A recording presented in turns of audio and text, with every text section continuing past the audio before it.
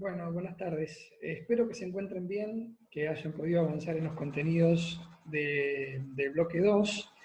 En estos videos vamos a hacer referencia a algunos contenidos que nos parecen importantes remarcar para avanzar en la comprensión de los contenidos del bloque 2, bloque que, como ustedes saben, entra en el primer parcial del día 14 de octubre. Lo que nosotros hacemos en los videos es una presentación general de algunos contenidos que nos parecen, digamos así, de referencia para el bloque. De ninguna manera los videos tienen la pretensión de cubrir cada uno de los contenidos o de los aspectos del bloque, pero sí darles alguna orientación, digamos, que sirva para la comprensión general del bloque. Bueno, me voy a guiar, como hacemos siempre, con unas diapositivas, así que les voy a compartir unas diapositivas.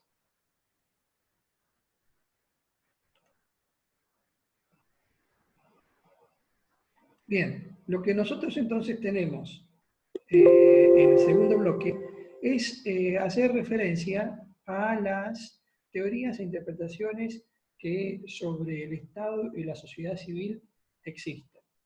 La mayoría de los conceptos que abordamos, desde la ciencia política, la teoría del Estado, el derecho político, la historia de las ideas y demás, la mayoría de esas ideas que nosotros presentamos puede tener más de un contenido posible, y es lo que abre a la discusión de las distintas escuelas teóricas, de los distintos pensadores, de los pensadores de las distintas regiones y demás. Por lo tanto, nosotros vamos a hacer un recorrido por teorías del Estado y por teorías de la sociedad civil. Y vamos, de alguna manera, también a presentar las que a nuestro entender nos parecen las más adecuadas, acertadas en este contexto histórico del siglo XXI y de nuestra posición geopolíticamente situada en América Latina. Entonces vamos a presentar, en principio, lo que llamamos teorías clásicas del Estado, teorías clásicas sobre el Estado, que no son teorías que se han escrito o desarrollado en la antigüedad clásica, son teorías que se han desarrollado sobre todo en el siglo XIX, en la contemporaneidad, pero que llamamos clásicas porque son las que han de alguna manera orientado el estudio de la teoría del Estado y el estudio de la política, el poder y el Estado en las distintas asignaturas que han abordado esos contenidos en las carreras de abogacía. Nosotros habíamos dicho, pero entonces esto es digamos, un planteo introductorio, que más bien me interesaría que lo buscaran en el plan de estudio, en el programa de estudio de la materia, en el plan de la materia, no en el plan de estudio, en el programa de la materia, y en las orientaciones que damos al inicio, en la portada del aula, al inicio de cada bloque. Lo que a nosotros nos interesa marcar rápidamente, se los comento, no vamos a hacer de esto todo un desarrollo, pero les comento que los criterios descriptivos, analíticos y críticos que vamos a usar a lo largo de todo el bloque están orientados por estas ideas.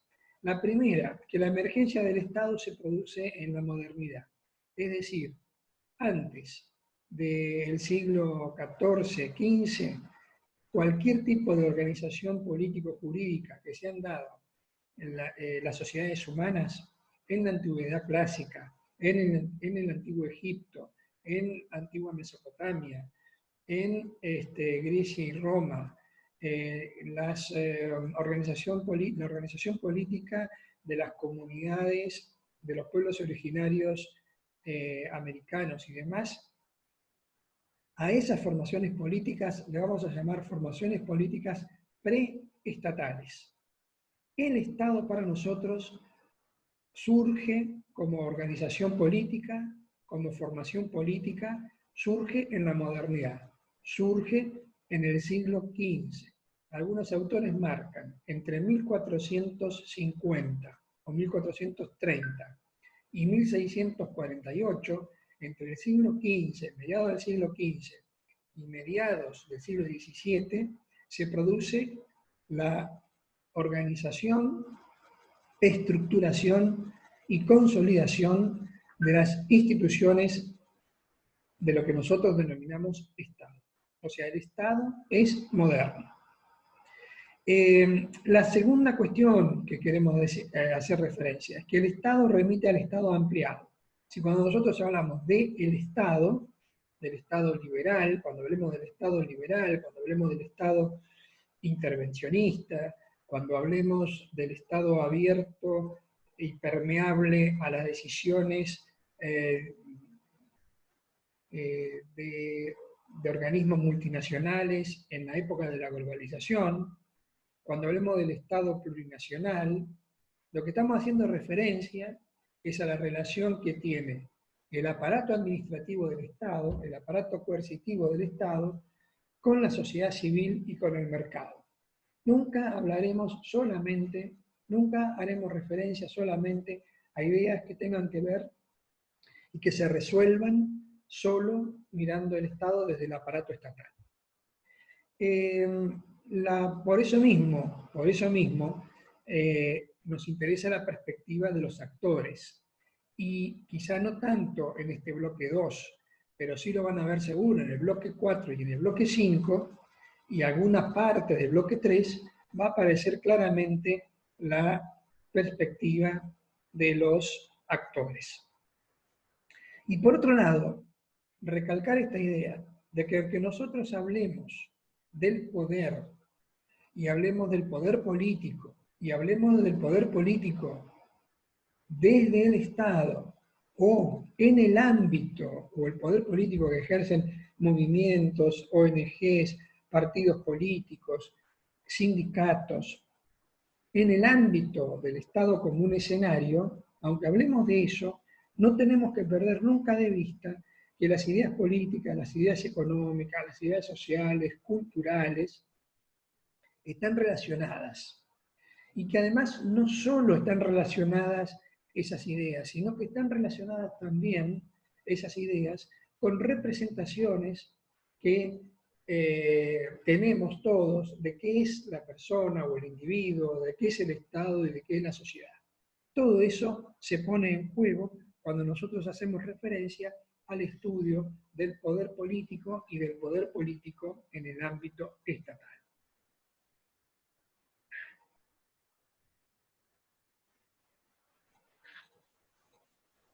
Vamos a entrar de lleno al texto de Catalani. El texto de Catalani es el texto que nosotros utilizamos justamente para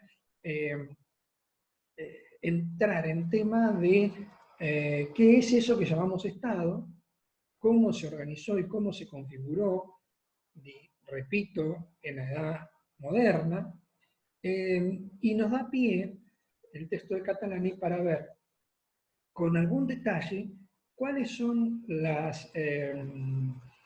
los principios a partir de los cuales se organizan las teorías clásicas del Estado y cuál es la derivación política que esas teorías clásicas tienen. Nosotros decimos que intelectuales, políticos, historiadores, el mundo académico en general, cuando desarrolla una teoría, está justificando, fundamentando algo.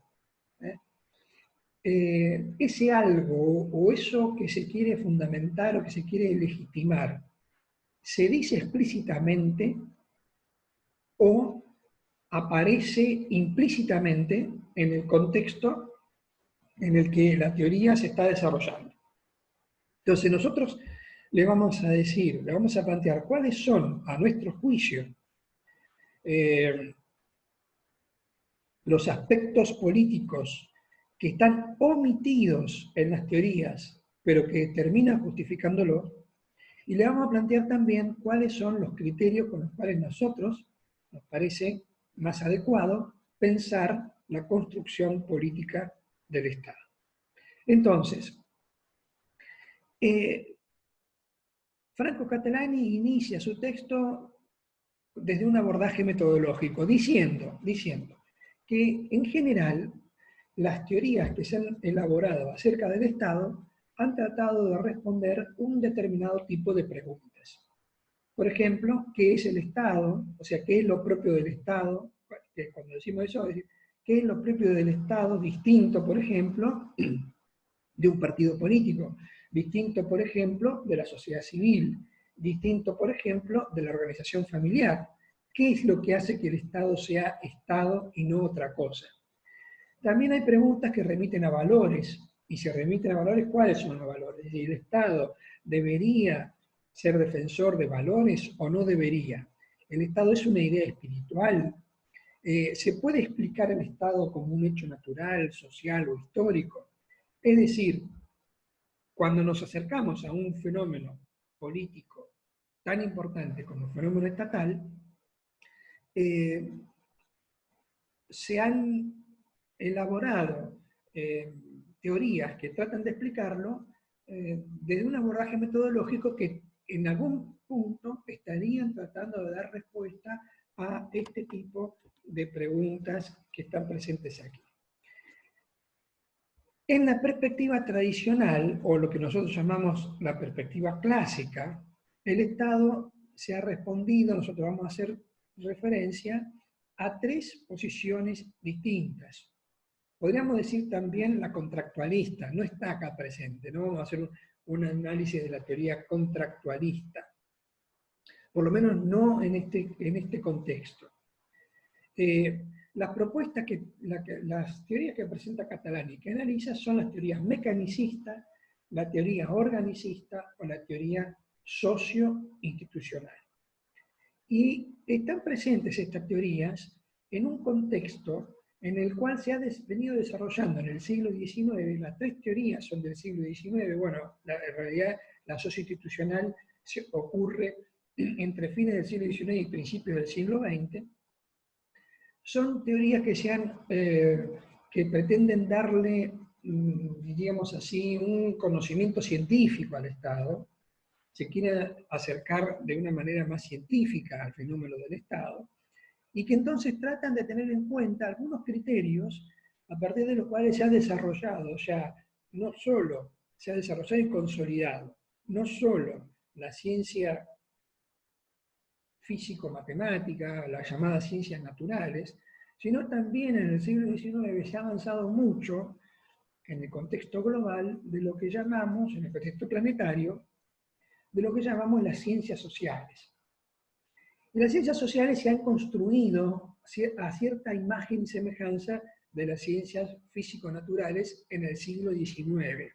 Hoy se han corrido un poco de esa posición, pero en el siglo XIX tenían muy en cuenta los avances que se habían producido en las ciencias físico-naturales. Entonces, diríamos, ¿cuáles serían estos criterios? Estas teorías que tienen.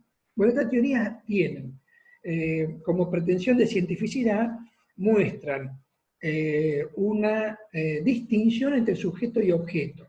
El sujeto que intenta conocer, pongamos el intelectual, el científico, y el objeto que se intenta conocer. Ese objeto que se intenta conocer es el Estado.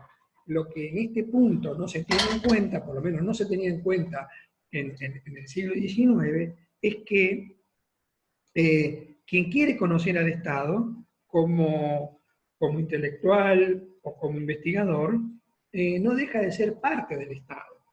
Entonces esa distinción sujeto-objeto es una distinción que, diríamos, si la intentamos mantener y sostener a rajatabla, nos puede introducir algunos errores y algunas distorsiones al momento de elaborar las conclusiones. ¿Por qué? Porque ese sujeto que estudia es parte del objeto estudiado. Entonces, en realidad, No hay una distinción tan tajante, tan abierta entre el sujeto que estudia al Estado y el Estado, porque el sujeto es parte de ese Estado o parte de la sociedad sobre la cual se configura ese Estado, ¿cierto? Es distinto si nosotros hacemos un acercamiento con estas características, por ejemplo, a la matemática, ¿no es cierto? O, por ejemplo, al estudio de cómo la mecánica de los sólidos, cómo impacta en la mecánica de los sólidos las fuerzas. Bueno, ahí hay un cierto distanciamiento en quien estudia y lo que se estudia, aunque podríamos hacerle algunas críticas también a ese planteo. Por otra parte, las ciencias del siglo XIX intentan darle validez universal a lo que se llega como conclusión. En general, en las ciencias sociales, lo que hay que tener en cuenta es el carácter social histórico, no solo de los fenómenos, de lo que ocurrió hace 50 años, no ocurre a nivel social, a nivel estatal, a nivel político, de la misma manera siempre, y por lo tanto hay que hacer una adecuación de las conclusiones, o hay que cambiar el punto de vista, o hay que cambiar la perspectiva para en distintos momentos de la historia hacer análisis de carácter sociohistórico que involucren a lo político. Y por lo tanto, si los fenómenos políticos, y entre ellos el Estado, tienen un carácter social, un carácter histórico, están sujetos a la dinámica de las sociedades, es casi imposible hacer explicaciones completas y suficientes de los fenómenos políticos. Bueno, estos criterios son los criterios con los cuales se construyeron estas teorías mecanicista, organicista, socioinstitucional, que nosotros primero vamos a presentar para que ustedes las conozcan, pero a renglón seguido las vamos a criticar para tener un criterio a partir del cual presentar la posición que tiene la cátedra. De cada una de estas teorías nosotros vamos a tomar un autor de referencia. La teoría mecanicista que se desarrolla entre el siglo XVI y el siglo XVII es una teoría que está influenciada de manera muy, muy fuerte por los avances que en la ciencia física se habían desarrollado en ese momento. Básicamente, los avances que se habían producido en lo que se llama, o lo que se llamó, la mecánica de los cuerpos celestes. Y ahí, por ejemplo, un investigador, un científico de relevancia, es Isaac Newton. O sea, la elaboración de los planteos de Newton ha influido de manera muy importante en autores como Thomas Hobbes. Thomas Hobbes es un autor inglés, su obra de referencia, no la única, pero la obra que habitualmente se utiliza para incluso explicar la teoría contractualista del Estado, es el Leviatán, o, fíjense el título, la materia, forma, poder de una república eclesiástica y civil, escrita en 1651, es decir, a mediados del siglo XVII. Fíjense el nombre del libro, o el subtítulo del libro. El Leviatán es el título y el subtítulo, o la materia, forma y poder. Materia y forma. Fíjense, materia y forma son conceptos que se han utilizado muchísimo en la ciencia física y en la matemática de la época. Y entonces el texto toma al Estado como si fuera un mecanismo o un instrumento mecanismo, un instrumento que tiene como finalidad garantizar la convivencia de las comunidades humanas. Entonces, hay ahí un intento de asociar el Estado a un mecanismo, el Estado a una máquina.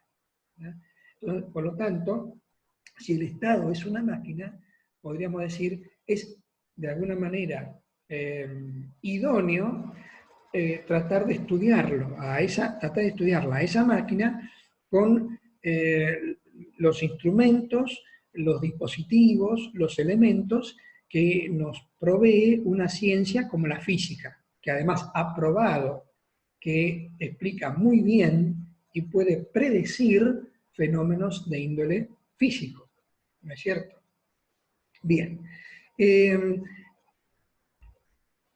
Distintos autores han visto que en la propuesta de Leviatán hay un objetivo concreto, que es legitimar el poder absoluto del monarca. Es decir, si nosotros estudiamos, hacemos una historia de las ideas o una historia del Estado que arranque en la Edad Moderna y que tome como uno de sus textos de cabecera al Leviatán, ese texto es contemporáneo a la construcción del Estado absolutista. Entonces, podríamos encontrar que muchos de los elementos que presenta Thomas Hobbes en el Leviatán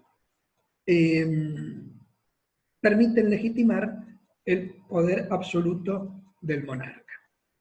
Bueno, y acá tienen algunas referencias mínimas al contexto sociohistórico. Nosotros siempre decimos que el pensamiento de los autores es un pensamiento geosituado. Bueno, y acá está la geolocalización del pensamiento de Thomas Hobbes.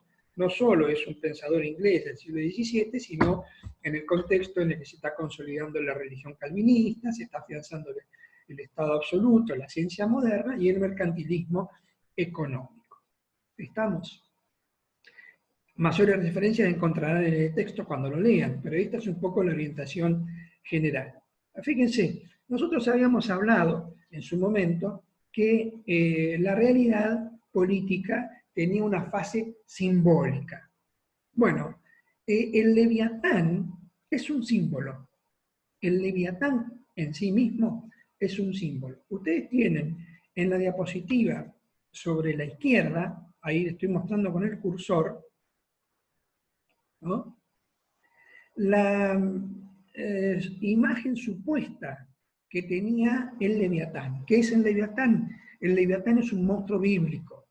El Leviatán es como una figura descriptiva, una figura que se describe en el Antiguo Testamento como un monstruo que arrasa con todo. ¿No es cierto? Fíjense lo simbólico que implica tomar al nombre Leviatán, si es un monstruo todopoderoso, una fuerza que puede ser destructiva, pero con todo el poder, lo que implica llamar así al Estado. Ahí hay todo un símbolo. Y cuando Thomas Hobbes publica el libro en 1651, con el nombre Leviatán, fíjense, el Leviatán es el nombre simbólico que toma el texto, pero la figura es la de un príncipe con los atributos del príncipe, el cetro y la espada. Ahora, y por supuesto la corona, ¿no? Como se presentaba también incluso a la divinidad en tanto rey de la tierra, soberano absoluto, ¿no? Sobre la tierra. Fíjense una cuestión muy importante. Si nosotros nos acercáramos detenidamente al cuerpo de ese rey o de esa figura que representa al Estado, ese cuerpo está constituido por un sinnúmero de personas, de individuos amalgamados. ¿Qué quiere decir entonces? Quiere decir que esa figura, que es el Leviatán, que se concibe como un símbolo, como el símbolo de algo poderosamente destructivo y que tiene un poder absoluto, ese es el Estado que está por encima de todas las personas, supuestamente con el objetivo de garantizar la convivencia humana. ¿Estamos? Pero tiene la fuerza de todos los humanos juntos, es decir, de todas las personas de ese estado juntas. Es un poder absoluto, es un poder que está por encima, es soberano, está por encima de los poderes individuales. ¿Estamos? Bueno, aquí tenemos entonces la connotación del símbolo del Leviatán y me recuerdo traer esa relación respecto de lo que nosotros habíamos visto, que era la faz simbólica o la dimensión simbólica de la realidad política. La otra teoría que aborda el profesor Catalani es la teoría organicista. Fíjense, Hobbes entiende que el Estado es una máquina. Spencer, a quien tomamos ahora, entiende que el Estado es un organismo. Es un organismo. Entonces, en este caso, si en el caso de Hobbes la ciencia de referencia era la ciencia física, en el caso de Spencer, la ciencia de referencia, la que le brinda algunos elementos a partir de los cuales puede estudiar la realidad política, entre ellas el Estado, es la biología. La biología entendida como una adaptación al entorno natural, como se entendía en el siglo XIX, Hobbes del siglo XIX. Pero además, en un contexto en el que Charles Darwin había, con el libro El origen de las especies por medio de la selección natural, había generado todo un paradigma de conocimiento, que es el paradigma evolucionista. Estamos en el contexto del evolucionismo darwiniano. En ese contexto, Herbert Spencer escribe varios textos, entre ellos El individuo contra el Estado o Estudio de Sociología, donde fija principios, fija elementos para lo que nosotros podemos describir como una teoría organicista o una concepción organicista del Estado. La propuesta del texto básicamente es que la sociedad es un ente natural muy evolucionado. Ente natural no es una cosa artificial la sociedad, es un ente natural. También decía que era la sociedad un ente natural o el Estado un ente natural Aristóteles, por ejemplo, ¿no? Los contractualistas no dirán eso. Los contractualistas dirán, ya lo vamos a ver cuando veamos las concepciones de la sociedad civil, los contractualistas dirán que el Estado es un organismo, no, es una estructura artificial creada por los individuos. Bueno,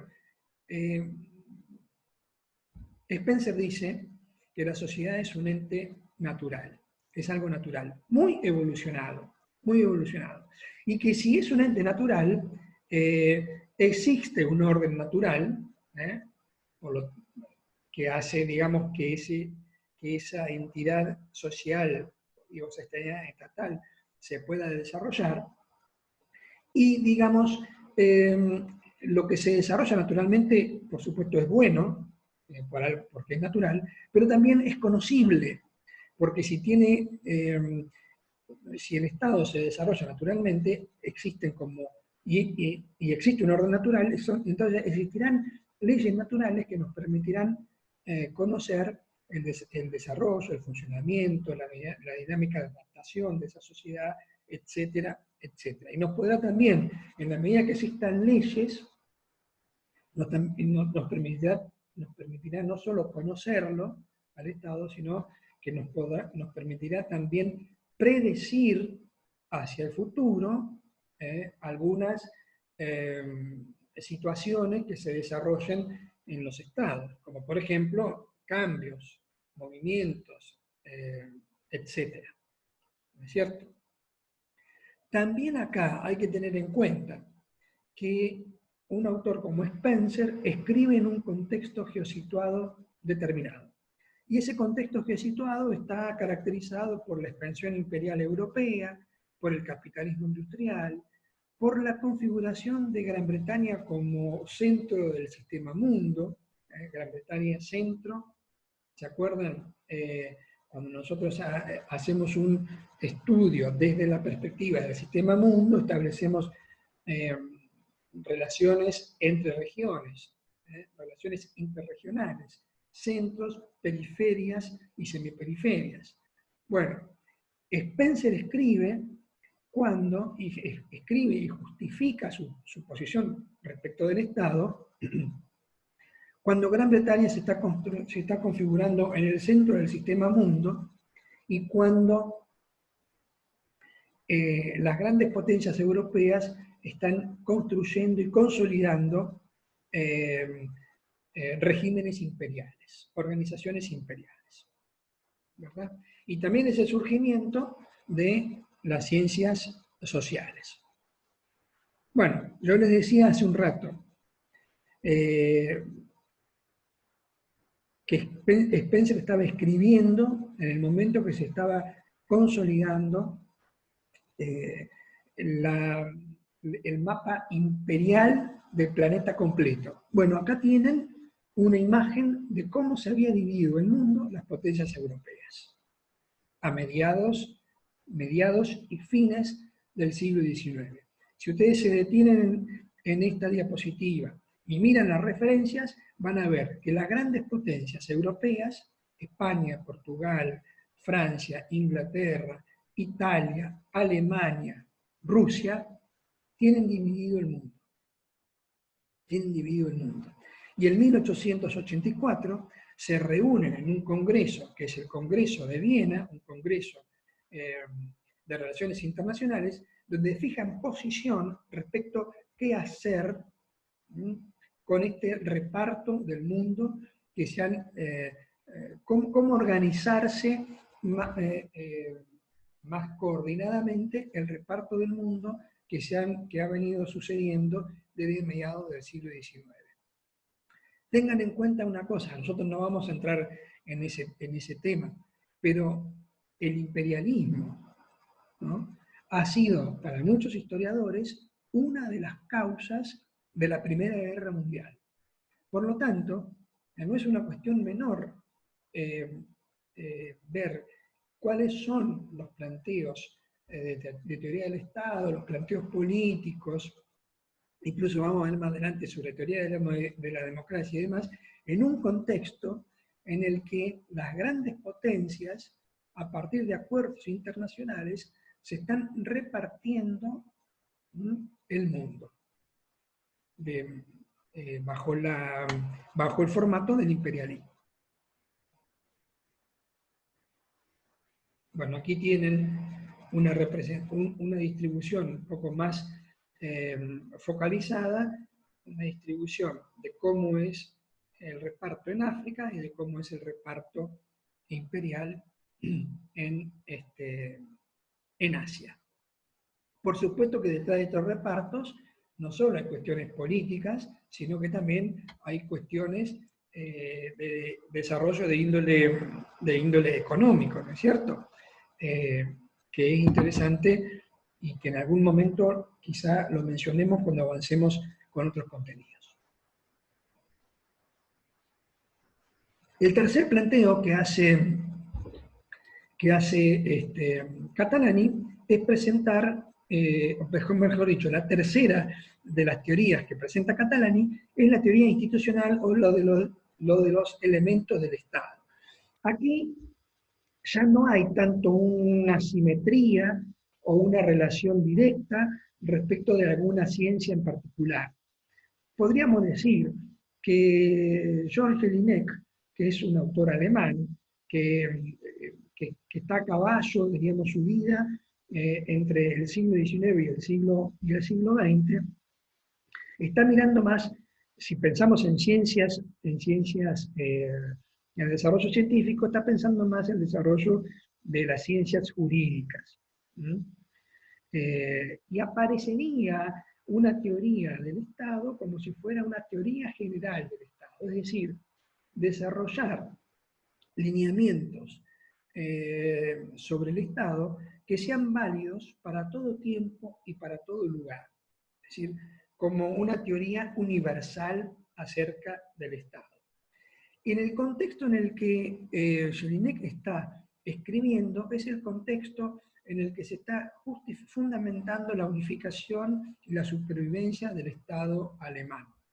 El Estado alemán, como el Estado italiano, como el Estado argentino y de algunos otros países latinoamericanos, se consolida y se estructura sobre fines del siglo XIX.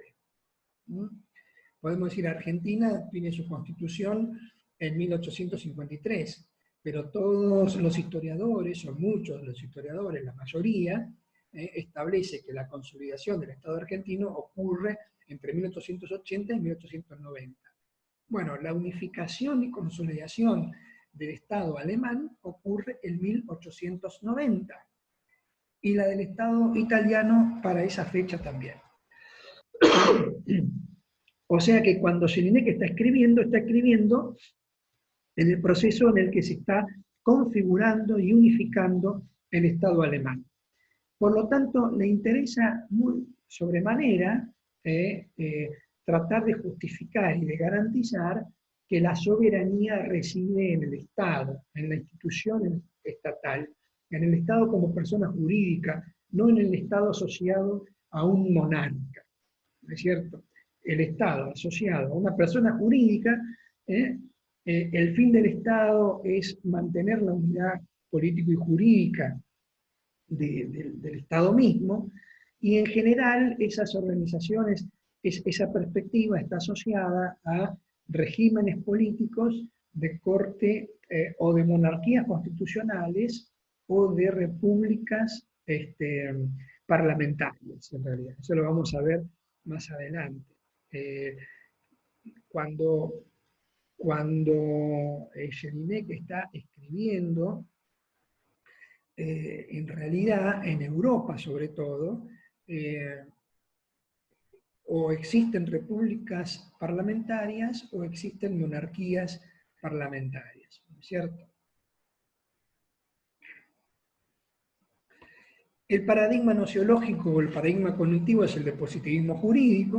Ustedes posiblemente asocien el positivismo jurídico a autores como Kelsen, ¿no es cierto?, en teoría del derecho, seguramente lo han visto. Y entonces aquí también están viendo que la posición de un autor como Jelinek está asociado a un proceso político muy específico, que en este caso es la consolidación del Estado en la sociedad en la que vive George Jelinek. Entonces tenemos hasta acá presentadas las tres teorías que nosotros llamamos clásicas, que reúne a teoría moderna, como la de Hobbes, o a teorías contemporáneas, como la de Herbert Spencer y George Jelinek. Fíjense, para autores como Franco Catalani, nosotros en esto coincidimos, habría entonces una justificación política detrás de cada una de las teorías. Estas teorías son legitimantes. ¿Legitimantes de qué? Legitimantes del Estado absoluto, de la expansión imperial o de la construcción del Estado alemán. Por lo tanto, las posiciones de estos autores, que dicen ser objetivos, que dicen tomar el conocimiento con una relación sujeto-objeto, ellos separados del objeto que estudian, que es el Estado, y estar de algún modo haciendo conclusiones avalorativas, sin juicio de valor, y tratando de estudiar el objeto de manera lo más despersonalizadamente posible, lo que estamos viendo es que están subordinando sus conclusiones, sus desarrollos intelectuales a aspectos políticos muy específicos, o el absolutismo monárquico, o la expansión imperial, o la construcción del Estado alemán. Entonces, hasta aquí tienen ustedes digamos, la presentación. Les hemos presentado lo que para Catalani son las teorías clásicas del Estado con sus derivaciones políticas. Por lo tanto, cuando nosotros nos acercamos al fenómeno del Estado, lo primero que tendremos que decir es, existen teorías clásicas, teorías contemporáneas, estas son las teorías, estos son los contenidos, y en un próximo video les presentaremos cuáles son las críticas que le hacemos desde la cátedra y las críticas que le hacen, por ejemplo, la teoría feminista, la teoría intercultural y la teoría socioambiental. Perfecto. Seguimos en un próximo video. Hasta luego.